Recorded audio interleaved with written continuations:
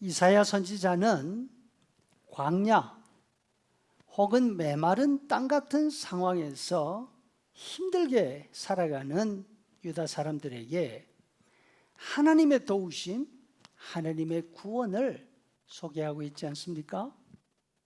아무리 힘든 여건 가운데 있다 하더라도 낙심하지 말고 하나님을 믿고 하나님을 의지하라 합니다. 35장 1절, 광야와 메마른 땅이 기뻐하며 사막이 백합화같이 피어 즐거워하며 여호와의 영광, 우리 하나님의 영광을 보리로다. 그러면서 자신이 경험한 하나님의 구원이 얼마나 크고 놀라운지 히스기야 왕 때 있었던 일을 예로 들어서 말씀합니다.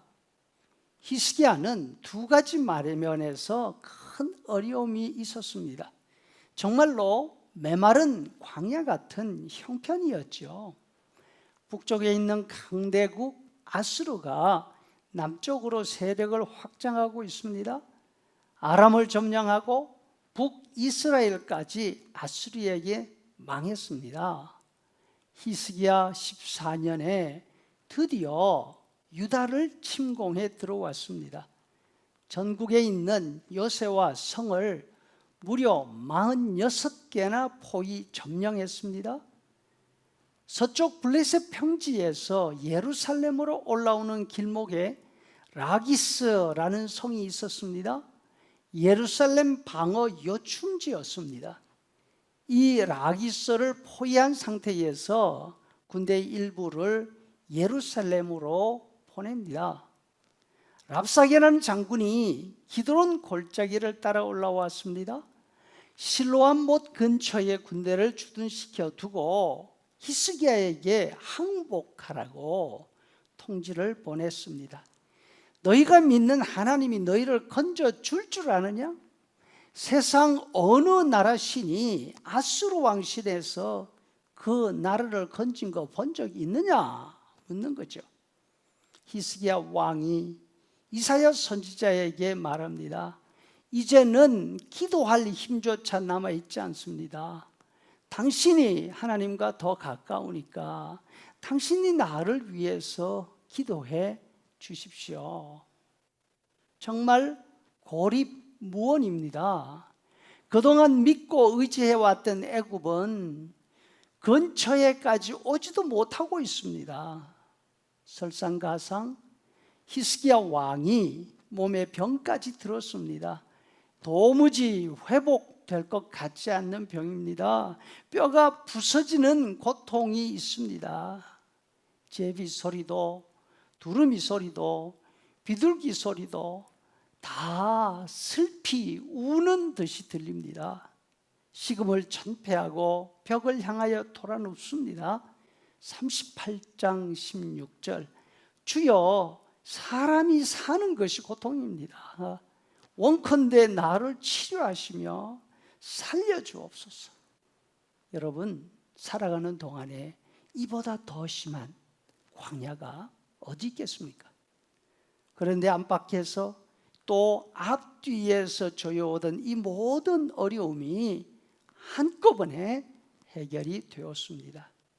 히스기야 왕에게 당신이 죽고 살지 못할 것이라 하나님의 사형 선고를 전했던 이사야가 얼마 후 다시 왕궁으로 돌아와서 말합니다. 하나님께서 왕의 기도를 들으셨고 눈물을 보셨다는 겁니다. 동시에 아수르 왕의 손에서 이 성을 보호하시겠다 하십니다. 그러면서 회복의 사인을 보여주셨습니다. 왕궁에 설치되어 있는 해시계의 그림자가 길어져서 10계단 밑으로 내려갔습니다. 해가 거꾸로 뒤로 물려간 것이죠. 당시 해시계는 계단으로 된 탑 모양이었다고 합니다. 해가 뒤로 물러갈 때 그림자가 길어졌다? 이 말은 그 시간이 오전 시간이었다는 뜻이 되겠죠. 그 즈음에 예루살렘을 향하여 오던 아수르 군대 병영에 큰 문제가 생겼습니다. 밤중에 하나님의 천사가 그 병영에 들어가서 쳤습니다. 하룻밤 사이에 18만 5천의 대군이 다 죽임을 당하고 말았습니다.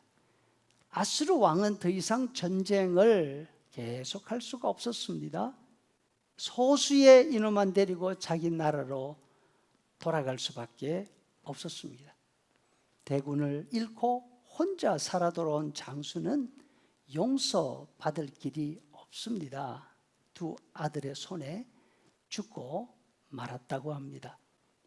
37장 34절 여호와께서 아수르 왕에 대하여 가라사대 그가 오던 길로 돌아가고 이 성에 이르지 못하리라. 내가 나를 위하여 다윗을 위하여 이 성을 보호 구원하리라. 여러분, 이사야가 소개하는 하나님, 히스기야를 이중 위기에서 구원해 주신 하나님이 누구십니까?